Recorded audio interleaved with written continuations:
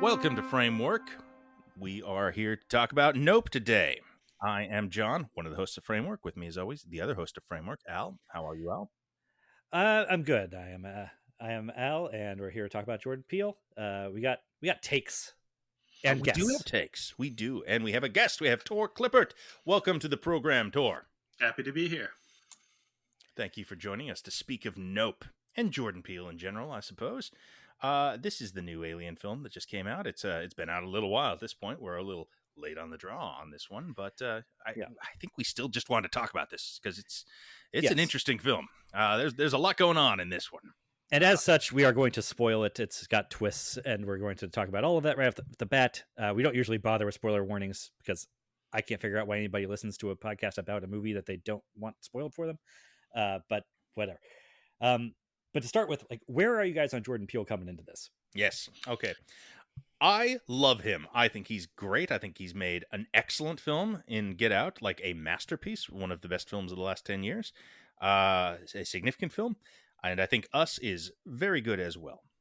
Not on that tier, but a very entertaining movie, really well made with some excellent lead performances. And so going into this, I had high-ish expectations. I am big on Get Out as well. I didn't see Up, and I'm woefully undereducated on Key and Peele and everything of that ilk. Key and Peele is absolutely fantastic. You should definitely watch it. He's right. It's great. Yeah. It's shockingly consistent. Like, the thing that defines sketch comedy is how inconsistent it is most of the time. Key and Peele, for a show that ran for several years, probably has the best batting average of any sketch show I've ever seen. Like, I know it's like fashionable right now to beat up on Dave Chappelle, but man, the hit and miss ratio of Chappelle's show like is just so much worse than any given episode of Key and Peele. Regardless, it's also really, really genre focused. Key and Peele, they are doing tropes and movies and narratives and stuff that I feel is specifically for nerds on that show. And there's I did see the Gremlins 2 pitch meeting. Yeah, great example. Oh, yeah. That one's so There's obviously great specificity there about a particularly like not that well known movie, but more like you've seen Documentary Now. It's got some of that to it too, just like the filmmaking grammar that they bring to their parodies. Like, it's clear. Like, it wasn't that big of a stretch, I think, for Key and Peele fans to say, like, oh yeah, he can make a horror movie because they've done sketches that so thoroughly like adopted the language of a zombie movie or a serial killer movie, or there's a sketch about a cop chasing the Hall of Mirrors sketch. Yes, it's so good. Yeah, it's a wonderful sketch. It's hilarious, but it's also just trafficking in genre language so much that I think there's a little extra something for nerds, for movie nerds to see in that show, because half the joke is the camera placement, like just the how familiar this looks, and how, the voice that the serial killer is using. Stuff like this comes straight out of so many movies and so many influences, and Peele, I mean, it seems increasingly like the driving force behind a lot of that now that he's got this career as a director going, is just knows movies so well and knows these tropes and genres so well, and that's why I think he's so good at it. Obviously Get Out is pretty undeniable classic of recent years, and Us did not cohere for me quite as well, but it also didn't really like damper his stock with me, because it is made so well and the parts that work so freaking well. He's got and ultimately its reach exceeds its grasp a bit there. And so I came into this one with pretty high hopes. I think Nope is my third favorite of his. I think it has some of the same problems that Us has, which is a little odd because I feel like Us got to them by overweening ambition. And Nope is actually sort of laudably less ambitious than some people I think maybe have expected or desired of it. I don't know about that. Okay. But but nonetheless, if even if Nope falls short for me as a capital letter very important film, that elevates the horror genre. Like it does a nice job of slotting in with like Tremors and Jaws as sort of a land, sea, air triptych of this very specific type of creature feature. You know, I do like that.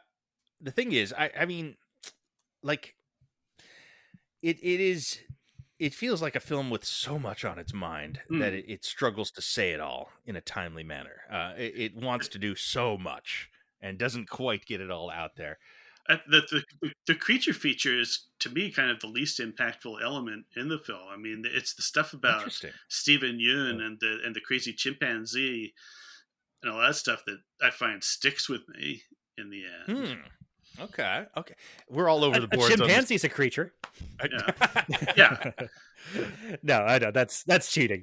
but all the issues about, because I feel like if there's a common thread in this movie, it's that everybody's in the entertainment industry to one level or another, and it's about surviving in the entertainment industry. It's not so much about how movies work, but how people in the movies work.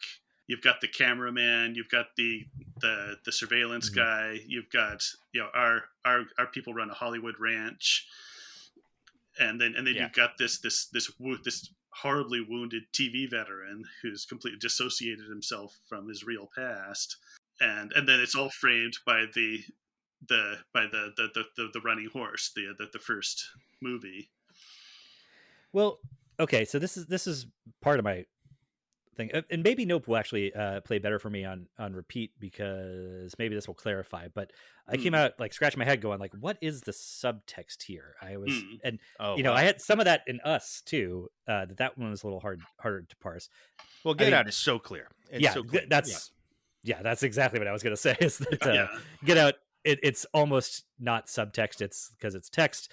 But that's something like I praise certain movies for doing it that way. Like that Seven, I think, does a good job of foregrounding its sort of philosophical conundrums as text in a way that like even the cheap seats can understand it. Like, so even the cheap seats can understand the sociological critique of Get Out. Right. Whereas Us is a little more opaque. And here was really a lot like, is the UAP, the flying saucer, like, is it a metaphor for the Hollywood machine that's literally chewing up and spitting out horses? I can see that working. The observer effect, the whole idea that if you can't see it, it can't see you. Yeah, that's the thing that I got a problem with. Like that, but it's like, okay, but does that mean that the UAP is like the police, and that the black man can provoke a fatal consequence from by just simply raising his eyes? Like that's, I mean, it could be in the mix. I think, I mean, I feel like this is way more open to interpretation than the other two. And I mean, it's sort of this place that he has found himself like pigeonholed to some extent. He is locked in on, well, Get Out was so huge and so successful that now he kind of has to make that play every time at bat, and that is a trap. That is unfortunate because what he really wants to do is make really cool horror movies, and the subtext in Nope, it feels to me forced in a little. It feels to me like, well, this is expected. It has to be about a lot of things and has to say a lot at once, and I think it does actually achieve all that in a roundabout way, but it's messy. It is a messy time to get there. When it is just being a monster movie, when it is just having these striking images that you have not seen in a film before come at you, that's when it is really flying, I think. And some of the subtextual stuff is along those lines. The chimp attack is very much that. You could take it out of the movie, it wouldn't matter, but I'm glad it's there because it's great. Well, yeah, and I wonder if, for me, more time with Stephen Yeun's character might have like solidified some of this thematic fuzz that I'm complaining about. I have to agree, because I was expecting going into this like Stephen Yeun's character would basically have like the type of screen time that the Angel, Fry's Electronics character gets, and I'm still not sure if a version where like those people's screen times are switched around isn't a better version of this movie for me. Well, I think if they want the corrosive effect of the addictive corrosive effect of spectacle to be the main point, which I think they do, based on the opening quote and the shot of the chimp at the beginning. I think that's, if you asked like what is the subtext, that's the number one thing going on. I think if that is what they want, then Stephen Yeun's backstory needs to be like the central character's backstory. He needs to be a major character. Yeah, he needs to be third lead at least, if he's not part of the family that Yeah, like that they would need make to be a working much on more... the same ranch or something like that. He just needs to be much more present in the narrative. We don't even really figure out what his deal is until after he's dead. Right. That was such a weird thing to me. So the other thing is, I guess to throw out there, is the title ironic? Like, I know that the Haywoods like in this movie respond to certain like horror movie reveals by like muttering "nope, nope, nope" to themselves. But on the whole, my big takeaway from this movie is that for a monster movie, no one actually needs to be anywhere near the dangerous shit that they're doing. Like at any point of this movie, OJ doesn't need to be there. Doesn't need to be provoking this UFO. His sister doesn't need to be there. Stephen Yeun doesn't need to be there and trying to make it a show. That the Fry's Electronics guy doesn't need to be there. Michael Wincott doesn't need to be there. Like that's it. There are no other characters in this movie. Well, there's the motorcyclist, the TMZ motorcyclist. Yeah. Well, he doesn't need to be there either. Exactly. Yeah. At no point does anyone need to save anyone else, though. Like even in the third act, they're never trapped anywhere. Like even in Jaws, right? Like they could just leave. Yes. Well, they don't need to be at sea, but at least like those characters have a responsibility to try and make the water safe, I guess, that they have taken on. And by the third act, they are trapped on the boat and they can no longer just nope out of this. But I thought that was really striking how these characters are poking the bear for really inessential reasons. Well, that is explicitly the point with Stephen Yeun. And yes, and I think to everyone, but also with our heroes is what there didn't seem to be a distinction there to me. Like, I guess I can tell you like why OJ and his sister do what they do, but all of them are gonna like all my explanations are gonna say comma I guess on the end. Like why did they bait it with a metal horse, that kind of thing. Well, no, just like why are they risking their lives to try and get a picture of this thing? And I guess that has to do with the subtext about the the black jockey and how that they're in the film industry and they don't want this.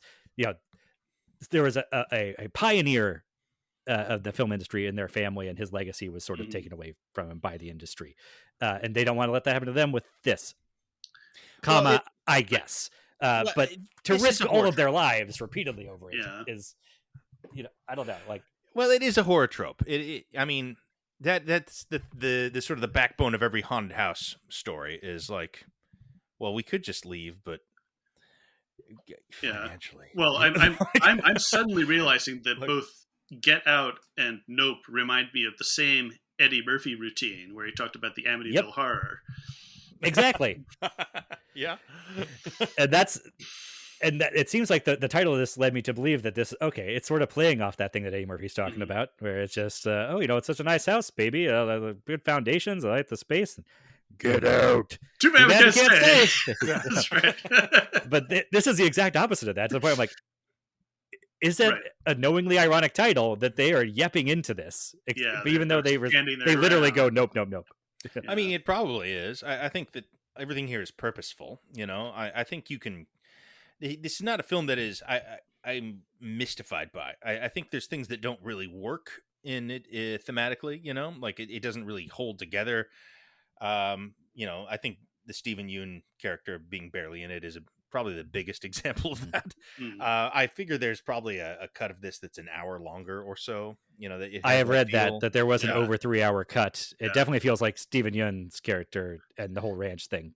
Okay, so my thinking is we got this movie 3 hours plus, multiple themes, multiple plot lines, characters. I'm less inclined to compare Nope to Tremors or Jaws than I am to think that this is Jordan Peele's Magnolia. We got stuff from the sky. We got everybody involved in the entertainment industry. Thoughts? It's tough for me because I haven't seen Magnolia. Oh dear. Okay. I mean, the connection to the film industry definitely makes sense. It's got that everyone lives in. I mean, not L.A. in this case, but within that world. There's showbiz adjacent. I see that. Yeah, showbiz adjacent, and it is a commentary on that. Although Magnolia's got a lot more going on, of course, but it seems like that might be one of the major things going on in Nope. But I don't know. Expand on this, please. I mean, it's a long time since I saw Magnolia, but that was just my sense. Was this is a filmmaker looking at his own place in the industry, and all of the stories that he can tell are all influenced by that. They're all about, what am I doing? If I take pictures of these things, does that legitimize them? If I tell this story, is that because I had this experience? It feels autobiographical in a very roundabout way. This one, he's you had the scene early on where they have to pitch themselves to the film company. They got the horse, and they're this canned speech about the history of the family that OJ just has no feeling for, whatever, and then the sister who has just all the charisma and really overselling. It's a very good matched character introduction. Yeah. Okay, you get their relationship and their relationship to the industry so efficiently there. Kind of. I was also just like, this is a scene for the trailer. This is like, in the context of them on this shoot, what are they doing here? I mean, surely they know how to act on a set at this point. She's coming from the outside. Yeah. I thought the thing was that Keith David was always in charge of this, right? And OJ never had to be client facing that way, and she was never really involved. But now she's coming in and being the showman, and he resents that. I mean, it gets across very efficiently. This is what my thing with Jordan Peele, and why I really like. I want him to dial down the ambition a bit, maybe try and do one less thing at the same time, juggle one less plate. With the next one is that, man, the nuts and bolts of his filmmaking are really strong. That the best. I love them.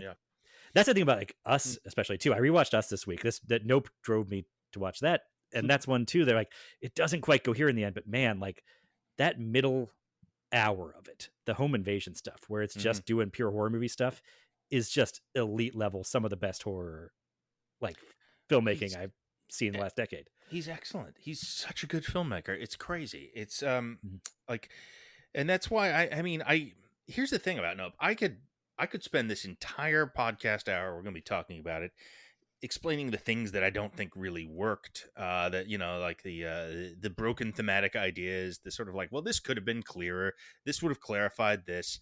Well, I'm not entirely sure what the point of this is. I could do that, but I love the movie. But that's my role on this podcast. So stay in your lane, sir. I had such a good time watching Nope. I thought it was one of the most creative films I've seen this year. It's so visually wonderful. This is a great looking movie, an incredible looking movie. We just did all those Nolan films. I think this is better looking than any of the Nolan films. Well, it's Nolan's cinematographer, right? Hoyt van Hoytema. There's so much to be said about how this film looks. God, I wish I'd seen it in IMAX. Absolutely gorgeous movie. Individual sequences in this are spectacular, like that chimp sequence in the middle that as I was saying, you could just pull that out and your narrative would not suffer at all. You would be oh, well, it's actually about, working the film industry. You wouldn't need the spectacle stuff at all. Chimp thing can go. All that can go. I would not want that, though. It would be cleaner, less sloppy. It would be a tighter film without it, but it's such a great sequence. It's such a nightmare sequence. It's so striking. It's oddly, it's kind of hilarious at the same time. It's a wonderful bit. It is, because it's a monkey, and monkeys are inherently funny. It is queasily funny, even as it's absolutely horrifying. Great, brilliant, perfect for horror. And pulls the party hat off. Yeah. Well, it resolves is such a great this is the type of stuff not exactly nuts and bolts filmmaking in terms of cinematography, but just in terms of script construction or whatever. The monkey comes over to Stephen Yeun as he's hiding under there, and it doesn't attack him. It gives him the fist bump, and part of that is like because the tablecloth thing is hiding his eyes from him, so he doesn't make direct eye contact, which turns out to be the sort of the key that OJ unlocks with the UFO or whatever. But it so perfectly sets up how Stephen Yeun misinterprets that, and leads it to believe that he can have a special relationship with this untamable force of nature, and actually, other people might get hurt, but he'll be fine. And that's good. It ties those different things together, which is what I think great screenwriting does. It does multiple things in one breath. So you see, like this should have been a major character in the story. It's all that stuff is so good, and it gets to what I think the movie is trying to be about with that opening quote from the Book of Nahum, and all the you can't look at it. If you don't look at it, it won't attack you, and all these things about bad spectacle and bad miracles, and just sort of the interesting antipathy this movie seems to have for other like alien invasion movies in a way. Like it's almost an indictment of something like Independence Day in its way. I don't think it's as clear as it could be, but I feel like that's there. Like why are we attracted to this shit? Hang on a second. Good hook for these. Yep. I have a very basic thing I need you to do for me too, because this is bad podcasting, but I missed the first couple minutes of this movie. I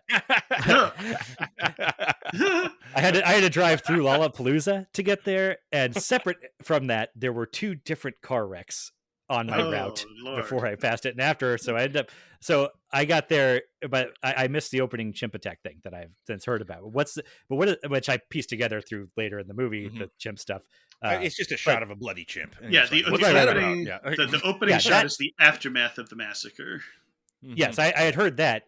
What I was asking about is what is this opening quote? Because I had not heard about. The quote, I don't remember it specifically, but basically it's like I will make you a spectacle and throw shit on you, and you will be revealed and destroyed, or something like that.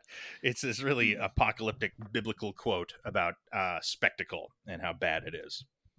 Oh, okay. So that is I think that would have helped me clarify the themes a little bit more when I was casting about, like, because the spectacle aspect is something that came through, but I was like, but is that really what this is about? Because they threw away the Stephen Yeun thing so abruptly, right? But they, putting that quote at the front of the movie kind of certainly raises the importance of it too within the narrative. It puts it in your mind, a bit of a trick. But like I say, I think you could take all that out of the movie, and the movie would still work just fine, and it would still have thematic subtext about the industry and African American role in it. But but clearly that's an important part of the film to him. And, again, I like all that stuff. I think all that stuff is really good.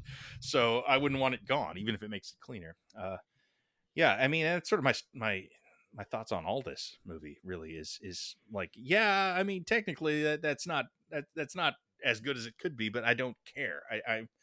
I'm very excited to rewatch this. I feel like this one is going to only, well, I don't know. It could be a thing where it gets worse when you rewatch, or better.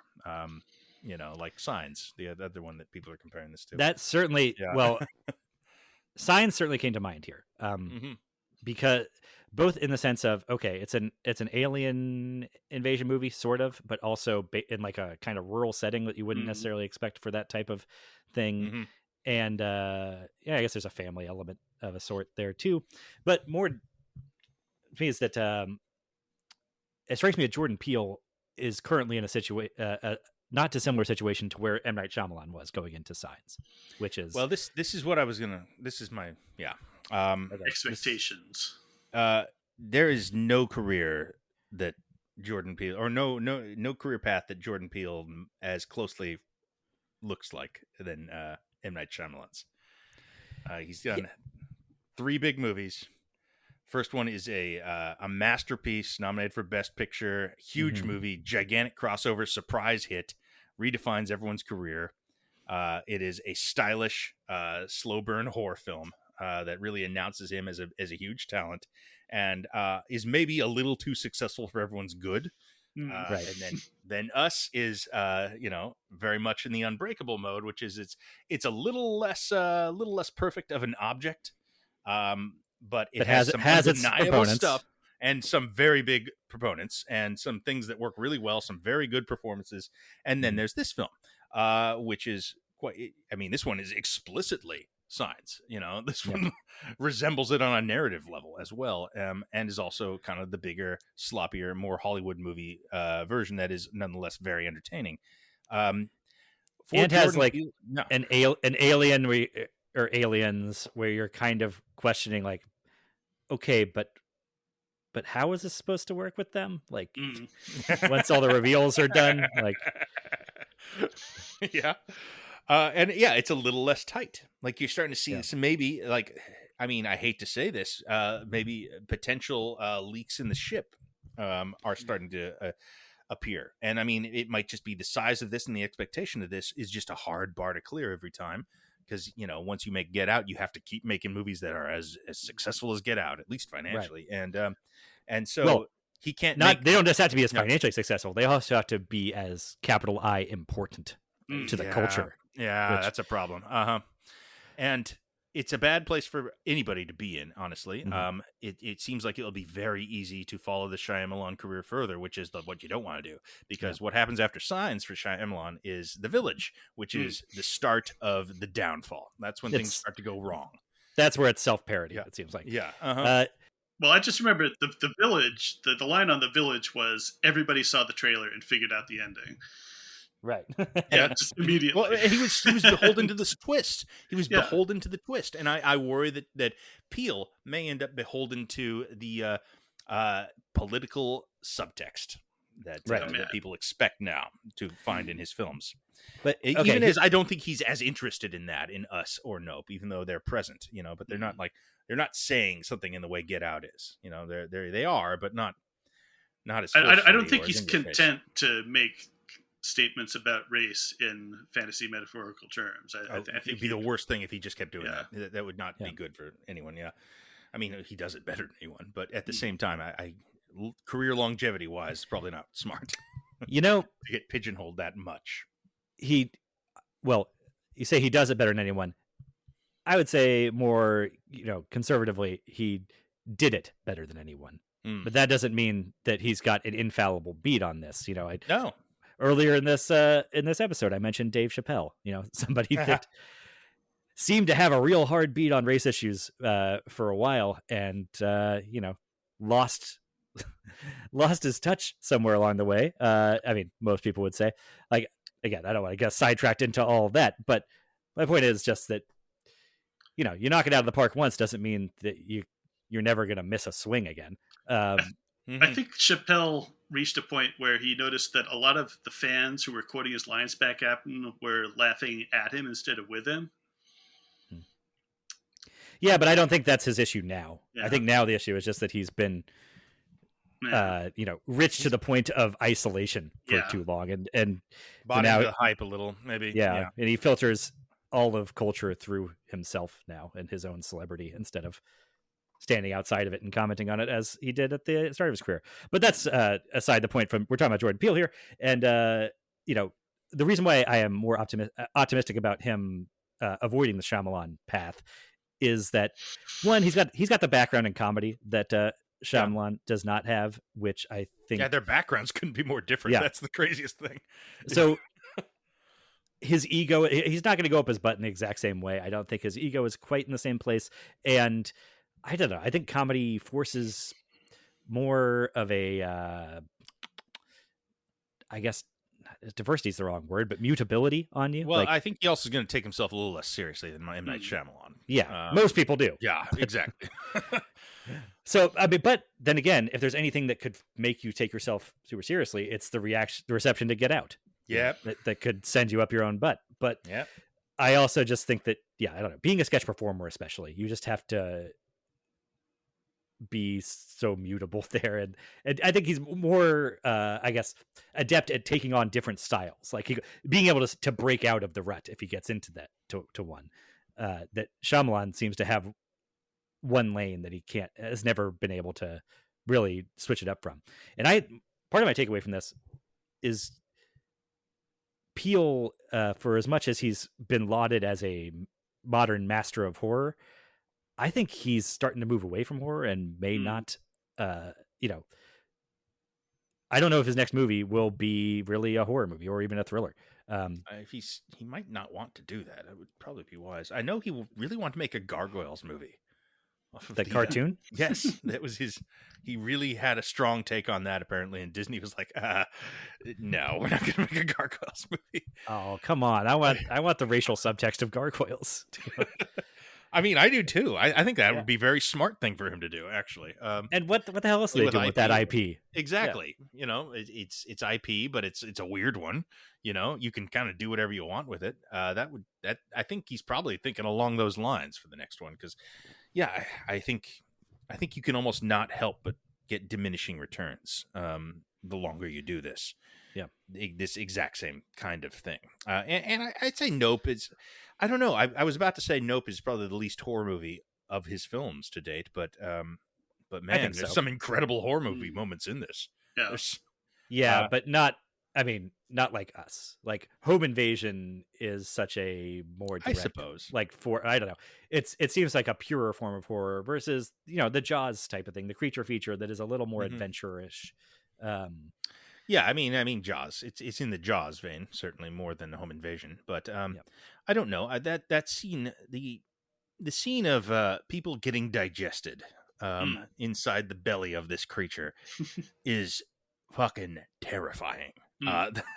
That scared the shit out of me. The sound design, the look of the inside of this thing, I was just blown away by that. And then you see the thing flying around and people screaming inside of it, and that's interesting because and you're not the only person I've seen cite that as like really effective and like as a unique. We haven't seen this horror image before. That did not work for me just because the inside of the creature. I don't know. It looked cheap. It looked like you were inside one of those dancing inflatable men that they're using. And I think that to some extent that was intentional, but like it doesn't. I think it was, but it just you can't get a sense of what the hell you're looking at. Really, it's some sort of greasy Apple designed tunnel of some kind. But nope. Right. You're also I think the other thing that really it didn't feel very organic to me. So the fact that I think at the end I was sort of trying to piece together what I had seen afterwards. In the sense, I was like, wait, was that a skull, a horse skull at the top there? Like, I wasn't even quite sure that was what I had seen. That's what I love about it. The sort of not clear what you're looking at moment there. That was the most effective moment for me, I think, in large part because I didn't realize what kind of movie I was watching up until that point. I didn't get that it was a monster. I thought it was a UFO. I thought they'd been abducted and that we were going to see them again. And then like, I thought it was a monster. Yes, this is maybe a tangent, but really specifically into what my thoughts were there is I thought it was a monster because once OJ mentioned that once, I was like maybe it's whatever his earlier line was about. Are we sure it's even a craft or a spaceship or something? I was like, okay, so it's going to be it's a monster. It's Jaws. That's cool. Which is okay. I think that's a great idea too. Because I was all bought in on like, oh, we're doing UFO culture stuff. Right. UAP. That's what they call them now. We need the motion sensor. And what they say. This area, there's a lot of UFO. All that stuff. I was like, okay, we're going straight into Roswell territory. Little green men, that kind of thing, abductions, etc. And then I was like, taken aback by that. A good surprise. Then, when the digestion scene is going on, I thought, okay, this does, because it doesn't look like gooey, like I'm expecting it, or like there being, there's not acids in there that are. It's more of a. So I thought then, okay, what we're doing here, it's going to be more of a Sarlacc, right, where those people are actually going to be alive in there for a while, or we're going to establish that it takes a long time for them to be killed in there, and maybe his sister or somebody gets. In the third act of this movie, right, we're gonna have to save somebody from the inside of the belly of the beast. Because I was stuck in my thinking of, well, you can't have a monster movie where they literally are just bear baiting this creature the entire time. Like they have to be forced into heroic action at some point by like a rescue mission or something like that. But no, it just they're just trying to get something to sell to the tabloids all the way through to the end.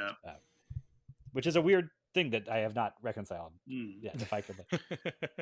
That is interesting. Yeah, it's kind of something that you don't often see, where they literally could just. Well, not if you're supposed to like the protagonists. Yeah. Okay. But I think again, it gets back to it being about people who work in filmmaking, and getting the shot is the most important thing. Yeah, that's kind of how I took it. But that seems to But be you're not supposed presented to like dislike them. They're certainly right. not. But that's what I think. That's what sticks with me, or it sticks my craw a bit, is that it seems like we're supposed to dislike Stephen Yeun and Michael Wincott for their single-minded, you know, Mhm. like self-destructive pursuit of that perfect shot. But I don't think we're supposed to dislike the main brother and sister pairing for Well, their I don't single-minded think I pursuit. don't necessarily think we're supposed to dislike Michael Wincott. No, I thought he was He gets great. him killed. I liked him. I liked him a lot. So. I never fully hate the guy. He's so Yeah. great. Even in The Crow, I'm kind of like, you're kind of the best part of this movie. It was thrilling to see him back on screen again Mhm. in a significant role with his voice, which, and he looks exactly like I'd want him to look 20 years after he was working all the time. I wish honestly, the biggest question I have is now, like, where has he been? Why haven't people been using him? He's rad. He's so great.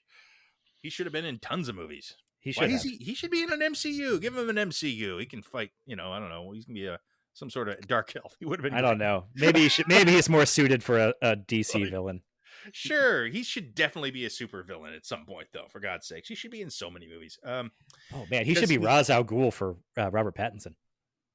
That's excellent. I can see it actually. Anyway. Yeah, he's great. Put him in more stuff. He was great in this. He was. Yeah. I mean, he sold everything that character had to get across. With I had technical questions about the hand cranked IMAX camera. I hear that's bullshit. Yeah. Yeah. That's the type of bullshit that does not bother me. Whatever, it's special. He made it. Yeah. Like, okay. Yeah. But going back to something else that we were talking about, if Peele is going to continue with horror, if he wants to like maintain that master of horror labor we're talking about, I do think at some point he's going to have to kill one of his heroes, like somebody sympathetic. Have a 70s ending. Well, yeah, well, not like everybody has to die, but just like Quint even. But it's remarkable for like how, I mean, like I said, Us is a terrifying movie, except all of the people that you're asked to sympathize with make it through all right. Get Out is notable for having, and I think part of the reason why it was such a crossover hit is that it is a horror movie with a very happy end where the hero survives and the villains are defeated in a way that is not typical of horror. And this one too, the main duo and even their buddy from Fry's that yeah, he could have gone. My God.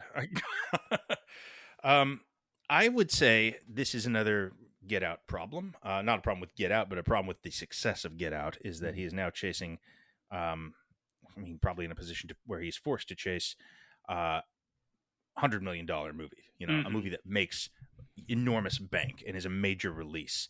And I'm sure there is an algorithm that says if you have a downer ending, you're going to make X amount less money. And for horror movies, that's fine. That's sort of the point of horror movies. But these have kind of progressed beyond what normal horror movies do at this point, within their financial expectations and the amount of people who are expected to see them. And so I think that he is maybe a little limited in that way. My interpretation would be that it's less that and more the sort of that he wants, as a combination, wanting to do horror movies with black casts, essentially core casts, and then wanting to buck the tradition. It's been received wisdom for so long that it's the trope that the black guy always dies in horror movies, and not wanting to do that. But the only problem with that is when it becomes a thing where I know, when it's armor, and then it's not good to have armored protagonists in horror movies because that's the whole horror angle of it. And if I can just know that going into it, it has a deflating aspect to it. But I'm not sure that he really does want to continue doing hardcore horror forever. I think he maybe wants to be more Spielberg, and this is, a step in the direction at least. Yeah. That Spielberg can dabble in horror-ish things. Jaws is not quite horror, but it kind of is. War of the Worlds is kind of, but not. He doesn't really kill characters either, Spielberg. Not really. I mean, Jaws is a bit more ruthless. I mean, not like we spend a lot of time with Alex. Not like we spend a lot of time with Alex Kittner, but that's it's a kid. Pretty rough. I mean, I don't know. I feel like Jordan Peele would kill a kid in a movie in the first act, though. Yeah, maybe. I also think he would keep Hooper alive in the end. I think Mhm. I think that's the kind of crowd pleaser that he's aiming for to some extent. Us Yeah, maybe like probably would be the Quint. most. Yeah, Like Quint is still more likable, I think, than Quint's enormously likable, of yeah. course. There's a bit of an Ahab thing where I guess it's sort of that he you know He brings it on brings it himself. on himself, Sure, but yeah. I don't know. Yeah, uh, or I don't know.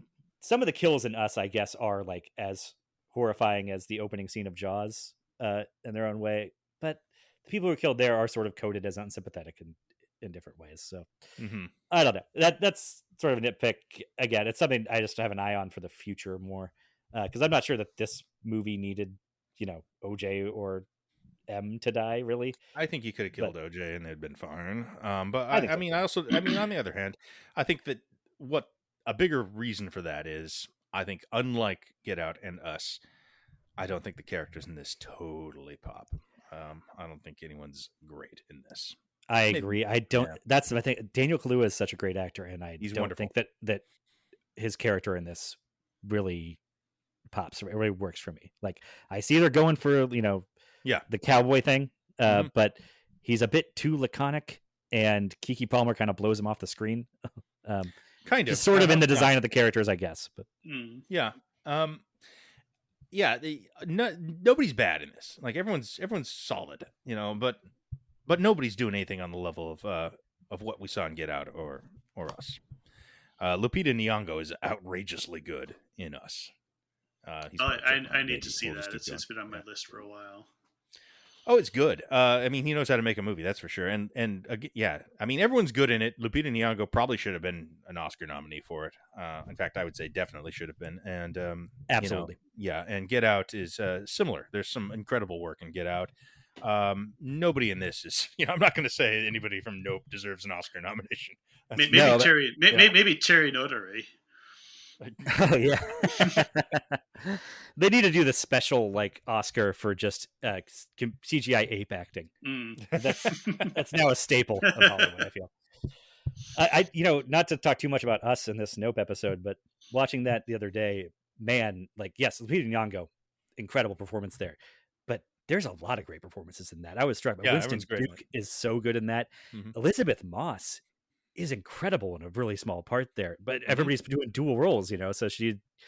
But I like man, Heidecker in it too. I think he's great. Heidegger's pretty good. Yeah. I can't believe we haven't seen that the daughter from that anymore. I think her name is You're right. Yeah, she's Shahari great. Wright Joseph. Mhm. I think it's 3 names. I might have mixed them up, but She's probably on some teen show that I've never heard of. Yeah. But man, her especially like acting as the doppelganger version of herself is just incredibly creepy. It's great. It's like looks simple, but acting always does really. A few years back, pre-pandemic, I went to the Hollywood Horror Nights in Orlando and went to the Us-themed haunted house there, which is one of the strangest things I've ever seen in a theme park. I gotta say, that was a very weird thing. Not least of which for the part where a Tim Heidecker alike jumps out at you and spooks you from a hole in the wall. That honestly, that does seem like more than most horror movies even would be like especially well suited to a haunted house like environment. It was pretty fun. They had all the weird Indian lodge shit. It was good. It was a good time. But God, that's a good looking movie too, isn't it? It's fantastic. Yeah, looking, yeah. Yeah, that movie looks amazing. God, his movies look great. They do. That might be one of the most encouraging things about his long-term potential. Making movies for the next 20 years is just how goddamn good his movies look. Last thing I would have expected having seen Key and Peele, but it makes so much sense in retrospect. One thing about Us that where this ties into Nope, and I think that they sort of fail in similar ways, is in addition to the thing of like not actually forcing the characters to deal with the situation. They both do a thing that I think hurts like the third act, where they have these creatures that they have developed, these original creations, and they treat those creatures like habits, like they're ironclad laws that can be used to like trap them in a way that I don't think like holds up to scrutiny. Yeah. Like, there's the part that it's true. when the tethered doppelgangers and us are just like this nightmare image, they're really effective. And but that movie ultimately goes into too much detail about their origins and how they work. And there's parts where it's like, okay, now they're like, you're using the thing where this doppelganger has to like copy the kid's movements to like defeat it, but it's like they don't have to copy their movements and like all the other scenes in the movie. So I'm not sure that holds up. Similarly in this, like OJ can like figure out that looking straight at the creature provokes it to attack, like with chimps or horses, the T-Rex in Jurassic Park. That's like a nice bit of monster shading, but he also uses it as like a get out of jail free card. And it's like, I'm not a primatologist, but I'm pretty sure you can't just like throw rocks and shit at a chimp all day and like fuck with his food and just it's just powerless to attack you as long as you avoid direct eye contact. I don't think that's how that works. The thing being able to like see and act on somebody looking at it, you know, from thousands of feet away. I mean, it's a buy-in. It's just sort of like, I guess that's the rule. Okay. I'm not wild about that. I don't think that's the most brilliant. And if it's something where the characters are stuck in a position and they're having to like use it out of desperation, trying to turn it to their advantage, I could buy that a little bit more. But like, no, we are hatching a 6-part heist plan based around this ironclad law of this creature. Like it just operates like the ghosts in Mario, I guess, or the opposite. Kind of the inverse of that. Anyway. Yeah, that's very good. Yeah, I mean, there's so many things that you kind of just got to go with in Nope. And that's I mean, usually that bugs me more, is the truth. I feel like a second viewing of this, third, fourth viewing even, is really going to kind of clarify whether this all holds together better than I originally realized, or if it all falls apart a little bit. That can happen. I mean, there'll still be good stuff in this movie for sure, but I could see this, you know, not holding water once I examine it a little bit more, and I hope that doesn't happen, because the stuff that's good in this is so good. And the encouraging thing for me is that Us did improve, like that stuff. You're right. The stuff that bothered me the first time. Us did. Yeah, spot on. So it's certainly, I think it's as likely to go either way too. Like I'm optimistically hoping that I'm actually going to come away from my next viewing of Nope being like, I actually liked it more this time. I think it really holds together a little more than I initially thought, you know, which is the case with Us. You're right. So that's the trick with repeat viewings, is you have to want to, you have to enjoy the movie the first time to really want to go back the second time. I've seen a lot of movies that, boy, I bet I should rewatch this and get more out of it, and most of the times I never do. Because, you know, it was okay. I'm sure I'd get more out of it, but I didn't the first time. And yeah, if it works on, like, I'm thinking Close Encounters, which works amazingly the first time around, and you want to go back and see it again. And maybe the next, you know, the second or third or fourth times you see it again, you start picking apart the logical weird little gaps and things, because that's a movie that functions entirely on emotional content. Close Encounters. I mean, I can appreciate that though. Even if it's cheating, I can still be like, yeah. But you know what? It's okay. It got to where it was going, and I'll give it some slack if it does the big things right. And I think Nope does a lot of the big things right.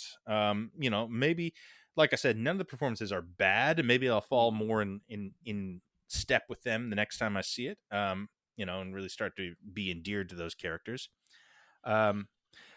Oh, speaking of OJ here, is OJ riding on a white Bronco in this movie? Is that part of the spectacle? is dangerous reading?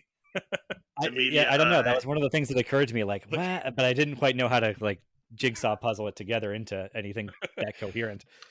So someone did point out that the final shot of him on horseback matches the first movie ever at the beginning.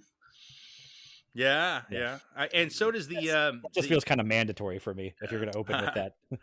I mean, that thing with the well, the camera at the bottom of the well that takes pictures by hand crank. I felt like that was supposed to sort of mirror the Mobius strip quality of that first piece of film in some way, but I couldn't quite connect that dot. I was just like, it's several exposures, but I guess the last one is really the only one that matters.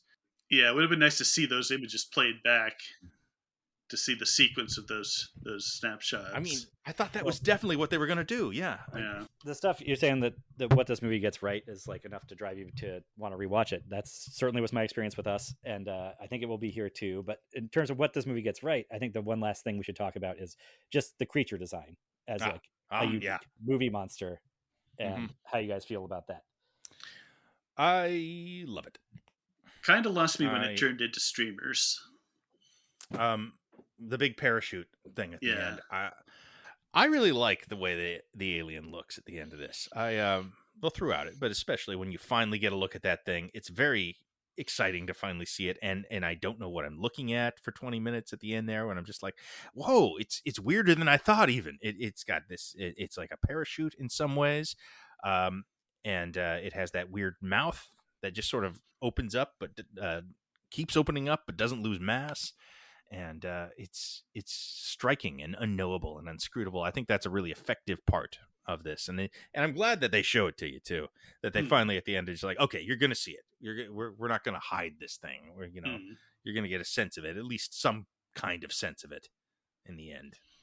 That is really they don't hold back, but sort of going back to what I was complaining about a minute ago, that the inscrutability of the alien is a good feature on its own, but it clashes with the idea that its behaviors are so knowable that they can, like, based on very brief observations of it, fashion this elaborate traps around the ways it has to act, like, apparently without any control of itself. I mean, it's clearly a fairly intelligent creature. They're animal trainers, I think, is sort of the idea there. They know animal habits, and they're able to, like, well, it's like our horses in this way, and so they have the upper hand there, or an advantage at least. I mean, this is all stuff that is in the script and seems to have been thematically thought out, but you kind of have to stretch. It's not clear or clean or ultra apparent. And some of it feels a little constructed, to be fair, but it's all there. Like, the footwork has been done. It just hasn't been as elegantly stitched together as it could have been. Yeah, it just seems to me like the thematic stuff seems to be suggesting that they're thinking that their being animal trainers gives them the leg up they need to tame this beast. The thematics of the rest of the movie seem to be pointing towards they should be punished for that hubris, the way that Stephen Yeun thinks, like, pretty much something similar, right? And is punished pretty harshly for it. And I don't know, it doesn't strike me as a heroic aspect of their characters, even though I'm not sure the movie presents it as a negative either. Well, I mean, I would say that it would have been, we were talking about, his unwillingness to kill his protagonist. This would have been a pretty cool movie for everyone to die in. I think I would have enjoyed walking out of the theater being like, whoa, that was hardcore. That was a lot meaner than I expected it to be. I think that kind of would have been cool in this case. Part of that is I wasn't all that into the characters as I was in previous Peele films. But, I also just like horror movies that go that way. I think it generally is cool and unusual, especially on a movie that they want to make $100 million with. So, I'm sure it would make less if they had done that, though. So I get it. And it doesn't need it. If we're consistent about it, if I'm consistent about anything on this podcast, it's that I'm always advocating that more people should die in the movies. Like, I don't think I've ever said, "Oh, this person, they shouldn't have done that person in." It's like, they could have got rid of them too. Yeah, it's almost always the case. They should kill more people in movies of this type, even Marvel movies. But there's also, like, nothing like movie. One of the great things about movies, a good death scene is one of the best things in movies. So take a lot about that. Yeah. Mm-hmm. This is completely off of topic, but have you watched any of Stargirl? Stargirl? No. Yeah. No. I'm vaguely aware of it. This is a DC show. It's really beautiful and colorful, and they kill characters every week. I mean, it's a bloodthirsty show that somehow doesn't have a dire tone to it, and I highly recommend it. I thought it was like a teen show. It was like teenage superheroes or something. It is. But if you want characters to die, watch Stargirl. I do. Okay. I guess I have to do that. That's what I say I want. So That is the recommendation. All right. also, I want to see. You know what? I want to see Jordan Peele do another comedy maybe next. That would not be a bad way to go. Like, a bigger scale comedy, maybe. That's something that people find difficult to make. A big budget comedy is a tough thing, but if anyone can do it, it might actually be him. I mean, we had Don't Look Up. Well, no. Well, he did Keanu. Yeah. With Key after there, which was sort of an action comedy thing. I don't think they were super happy with how that one turned out. I think it was a fine movie. I don't remember much about it, but I remember that I laughed enough in the theater that I didn't feel cheated or let down as a Key and Peele fan. Away from hard horror is fine. If he wants to do more of a space opera, I could get behind that as well. Or even a straight Western. I think there's enough in scraps in Nope to let me think that he could do a fairly straightforward Western way.